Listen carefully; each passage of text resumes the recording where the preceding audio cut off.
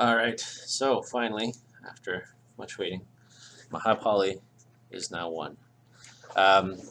So I can do the same thing, well, I guess again, because we're in Max, I don't really have to do my pivot, but if I was exporting, I would make sure my pivot was at 0, 0, 0. And really, this is right here, what's your most important part about this process is that both meshes share the exact same space as closely as possible. You want your low poly to fully encompass your high poly, aside from floaters and other little things that we might be able to get away with without having a low poly. I probably should have built a low poly for these little guys here because they stick out quite a bit, but it's fine for now. Might deal with that later. Cool. Anyways, so we have our low poly, we have our high poly. They're both in the same place. My low poly is unwrapped and packed. And now we can actually get to baking something, which is nice. It's a bit of a little process to set up, but once you're going, it gets much slower. So select your low poly. Actually, we don't even have to select your low poly at first. Sorry. So first we got to set up our scene. So basically what we're going to be doing is we're going to put a light in the scene, and it's going to light the mesh from every direction and give it just like a nice soft shadow everywhere. And that way our normal maps can get captured really well. We get a nice ambient occlusion and all that jazz. So your very first step is going to go to your creation menu, go under the light bulb. By default, photometrics is going to be selected. So drop down and select standard. And you're going to add a skylight. And it will let you place a little hemisphere skylight. Be careful because once it's selected, you could add a billion of them. So just like any other object, just select one. Select your light, go into its properties here, and make sure cast shadow is on. If you can't turn this on right now, that's okay. You might have to change your renderer. We're going to go over that in a second too. So if you can't do that now, check back once we do the next steps, and you might be able to do that then. So what a skylight does is it basically shoots light from every single direction outwards, kind of in. And again, it's meant to just kind of give us a nice soft light kind of thing. It does take a really long time to render because it is quite heavy. And what we really want is we want the high poly mesh to just shadow on itself. We don't want any shadows going across it from any other mesh. We just want itself to kind of have a bit of a glow. And that way we know where, if there's things that are actually inset and covered by things, they'll get nice shadows. Things that are on the outside will be brighter, and you'll have a nice kind of look to that. So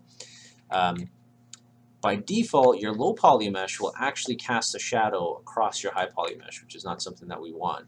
So select your low poly, right click on it somewhere, and go to its object properties.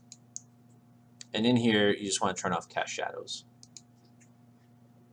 So just make sure you don't miss that step. If you do miss it, you will know it later on because everything will just be black or have really weird shadows. So cool, so that's the setup of that, so it's not too hard.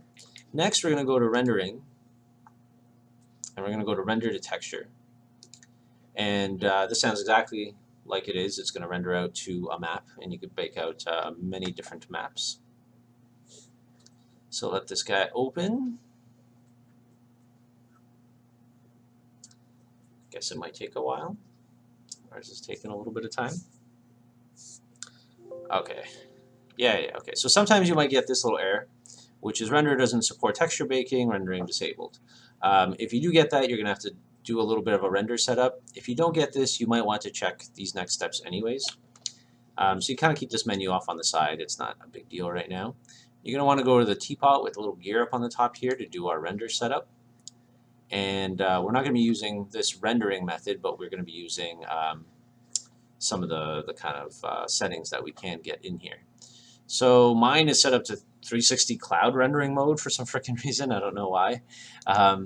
What you want to do is just switch it to production render mode. And then that will give you a renderer option.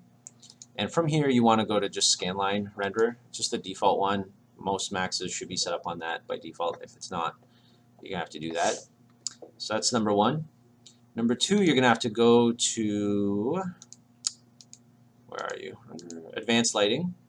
From advanced lighting, there's going to be no lighting plugin selected. You have to go down here and select radiosity. And again, radiosity is what's going to give us that nice look from here and allow us to render to texture. Once you have that set up, then you can go to renderer. And from here, you don't really have to adjust any of these settings, but if you have any problems or you want a nice, really high res, high quality bake, you can follow some of these steps. So under filter, I usually use this Catlum ROM one here. I don't know why, somebody told me to use it once, so I just use it. I don't know what the hell it means. If you really want it to be high res, you can put on global super sampling and use Hammersley does a really nice job. This will make your textures really nice and crisp. It will take a shit long time to render, especially on bad machines. For you guys, it might be okay for smaller things. For doing something like these monitors on this machine, I would never do this because it's just never going to finish. So I'm going to turn that off. And that's it for those two settings. That's all you got to do is just pick your renderer under advanced lighting, radiosity, and then under renderer, the optional settings if you'd like. So they're in the video. I could write them out and stuff too if you guys want. But so you could close this down. Now under render to texture, with our low poly selected, you're going to go here and there's a little section called projection mapping.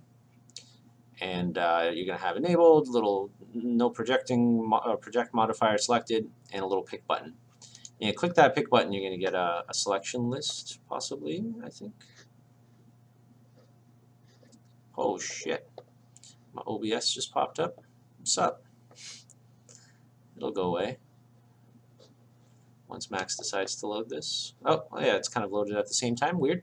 So you'll get this. If all you have unhidden is your high poly, then you can have that. If you don't, you'll have to select your high poly, which is nice to name your stuff. So you are going to select this and hit add. This part may take a little while. What it's going to do is the low poly is going to create a cage based on the high poly.